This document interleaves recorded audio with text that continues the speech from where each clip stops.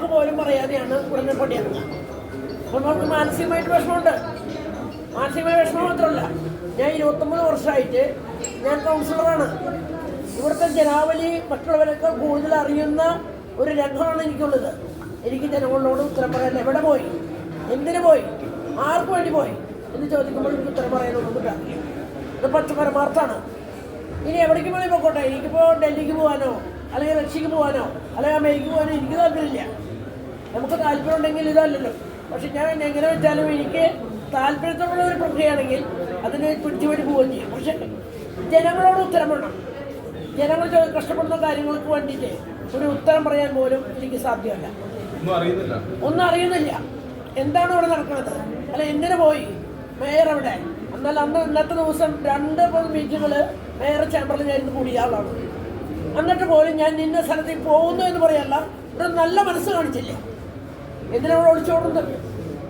അതിന് ഇവിടെ തന്നെ മീറ്റിങ്ങുകൾ നടക്കുമ്പോൾ ഇവർ പറയാണ് ഒരു അക്ഷരം പോലും ചർച്ച ചെയ്യപ്പെടില്ല.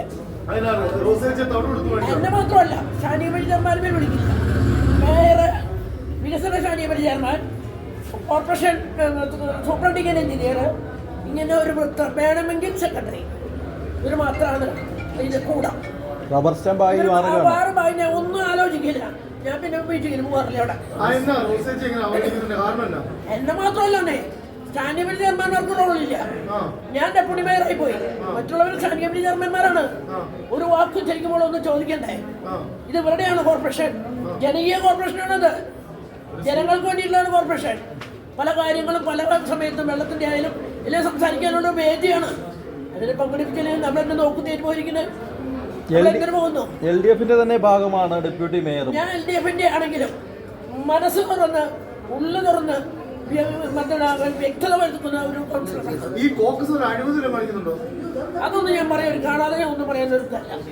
ഇനി എന്താണ്, എങ്ങനെ പോയി, എന്താണ് ഇങ്ങനെയാണെന്ന് എനിക്കറിയില്ല. ഞാൻ ലക്ഷ്യം പോകാറില്ല.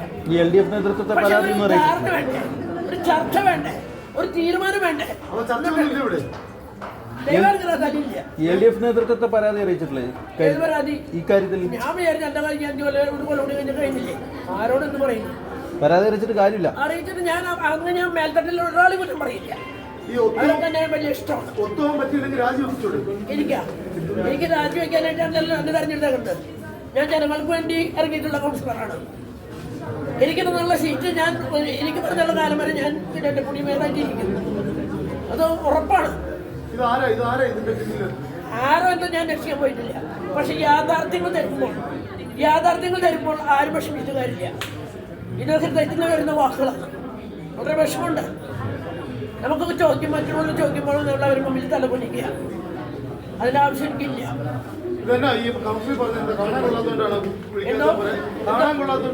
കാണാൻ കൊള്ളാത്ത ഈ മനസ്സിന്റെ ഉറപ്പിൽ ഞാൻ ഏറ്റവും മുൻപന്തിയിലാണ്. 55 പേരിൽ മുൻപന്തിയിൽ നിൽക്കുന്ന ആളാണ്. സത്യമായി പറയൂ, മനസ്സ് തുറന്നു പറയും. എന്താ അല്ല ഞാൻ പറയുന്നത്, ജയപ്രകാശ് മുഖത്തിൽ പറഞ്ഞല്ലോ, ഈ ആഹാര ഭംഗി അല്ലെങ്കിൽ ഭംഗി ഉണ്ടാവുന്ന ഒരു ബുദ്ധി വീണാലും എന്തായിരിക്കും ആഹാര ഭംഗി പോയി. പക്ഷെ മനസ്സിന്റെ ഉറപ്പതല്ല. മനസ്സ് എപ്പോഴും നിർമ്മലമായിരിക്കണം.